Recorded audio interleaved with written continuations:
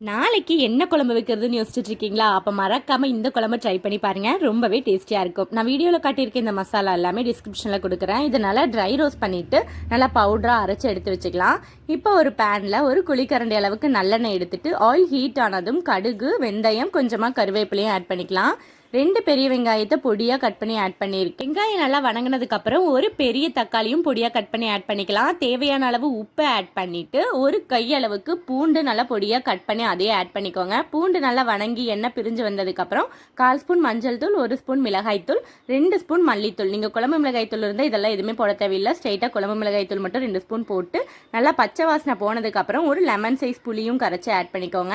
தேவையான அளவு தண்ணி ஊற்றிட்டு நம்ம பவுடர் பண்ணி வச்சுருக்க மிக்ஸையும் ஆட் பண்ணி மூடி வச்சு ஒரு 10 நிமிஷம் கொதிக்க விட்டிங்கன்னா நல்லா எண்ணெய் பிரிஞ்சு பூண்டு மிளகு குழம்பு ரெடி ஆயிருச்சு. நல்லா கொத்தமல்லி தூவி சர்வ் பண்ணிட வேண்டியதான். ட்ரை பண்ணி பார்த்துட்டு எப்படி இருந்ததுன்னு மறக்காமல் கமெண்ட் பண்ணுங்கள்.